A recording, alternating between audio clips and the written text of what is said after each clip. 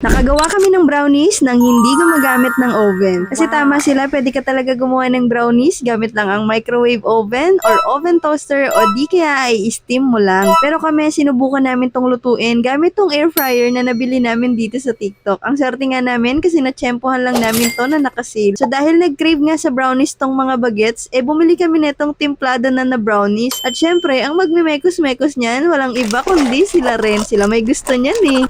Handa na. Ay, sauce! Ate, nitulak ako.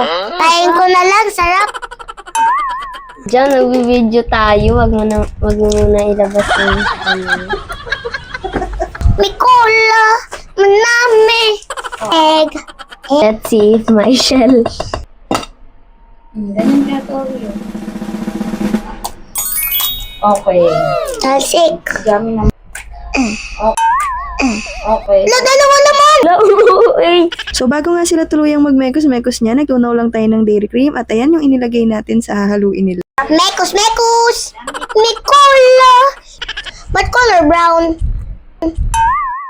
Brownies nga eh. Diba? Common sense jam. Okay, mixer. Di ba mixer gamit sa ganyan? Guys, wag na kayo mag-attitude. Kahit wala kami mixture. Mahal yun. May cola. Bye tayo. Ate ko. Laway mo. Wow. Mi, sabihin mo, instead na oven, ang gagamitin po natin is yung air fryer. Yeah. Yan! Sabihin mo yun. Yan na lang yung sabi. Sige na, salin nyo na. Bilisan nyo. Ang tagal naman. I-scoop mo. Kaya nga nilapit eh, para hindi matapon eh. Layo naman. Antay niya pa maubos yun. Ikaw na lang maglagay. Sabi, orange. Layo? Ano ba yan? Ba't nilalayo mo ba? Naginginit na yung ulo ng tita. May cola.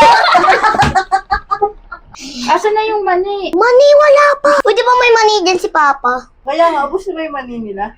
Nasan yung mani mo?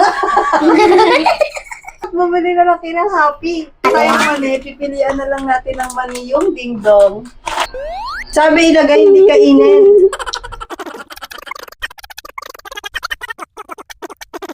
Eto na, lulutuin na natin yan gamit tong air fryer at mamaya titikman natin kung masarap pa rin nga ba yung brownies na yan kahit na air fryer lang yung ginamit natin at hindi oven. Wow, ayan na! Yung ginamit nga lang namin is yung kasamang free frying paper dyan kaya hinati-hati na lang namin yan. Guys, eto na po yung brownies namin.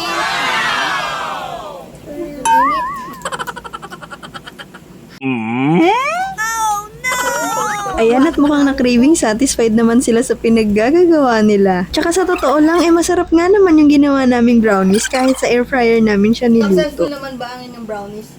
Yes! Okay na to.